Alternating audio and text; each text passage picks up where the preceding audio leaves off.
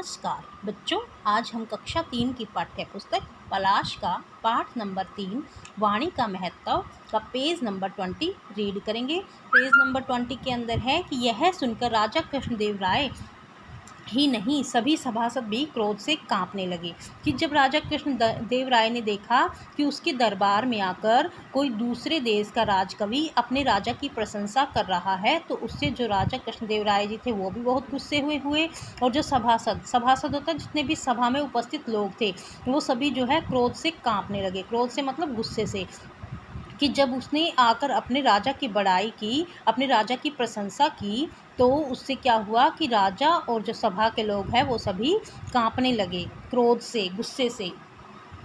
ठहर दुष्ट, तुझे तेरी दुष्टता की सज़ा मिलेगी, हम तुम्हें कारागार में। जो राजा थे उन्होंने बोला कि दुष्ट रुक जा, तुझे जो दुष्टता की है तूने, उसकी सज़ा तुझे ज़रूर मिलेगी। कि तूने हमारे देश में आकर किसी दूसरे देश के राजा की प्रशंसा की है, तो इसकी सज़ा तुम्हें ज़रूर मिलेगी, हम तुझे कारागार में। कारागार होता है जेल। उसने ये वाक्य पूरा भी नहीं किया था अभी, पर वह अपनी बात पूरी करते इससे पहले ही घग्गरनाथ ने अपनी दाढ़ी और पगड़ी उतार दी। सब चौंक उठे, सामने तेनालीराम खड़ा था।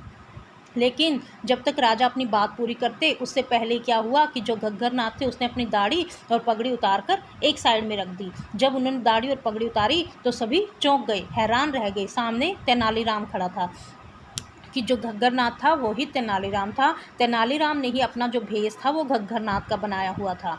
तेनालीराम ने झुककर राजा का अभिवादन किया और कहा, तेनालीराम ने झुककर राजा का अभिवादन होता है नमस्कार, कि जो तेनालीराम थे उसने झुककर राजा को नमस्कार किया और कहा, महाराज की जय हो, आप सबसे बलवान है। उन्होंने कहा कि महाराज आपकी जय हो, आप सबसे ताकतवर हैं। बलवान होता है ताकतवर, कि आप सबसे ताकतवर हैं। अरे तुम तो तेनालीराम हो, हा हा हा। जो राजा थे वो देखकर बोले कि तुम तो तेनालीराम हो, और हंसने लगे। महाराज सबसे कड़वी बात है। घग्गरनाथ की कड़वी बात सुनते ही आप इतने क्रोध में आ गए कि उसे कारागार में डालने की बात सोचने लगे। जो तेनालीराम थे वो कहने लगे कि महाराज, जो आपने पूछी थी कि सबसे कड़वी चीज़ क्या है, तो जो सबसे कड़वी चीज़ है वो होती है कड़वी बात। घग्गरनाथ की कड़वी बात सुनते ही, जब घग्गरनाथ ने आपको एक कड़वी बात कही तो उसको सुनकर आपको बहुत गुस्सा आया और आपने उसे जेल में डालने की बात कहने लगे।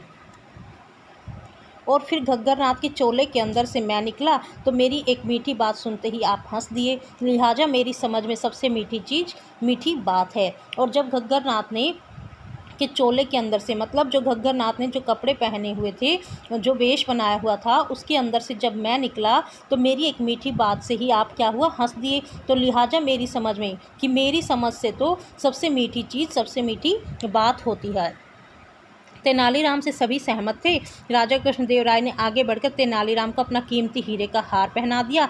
अब सभी तेनालीराम को की बुद्धिमत्ता की तारीफ कर रहे थे, कि जो तेनालीराम ने जो बात कही थी कि सबसे मीठी चीज़ मीठी बात होती है और सबसे कड़वी चीज़ कड़वी बात होती है, तो उससे जो है वो सभी लोग सहमत थे।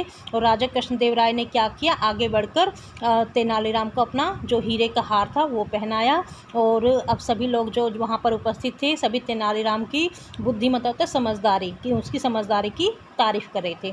तो बच्चों, आपका ये लेसन इतना ही है। आज ये लेसन आपका कंप्लीट हो गया है और इस लेसन से हमें एक शिक्षा भी मिलती है।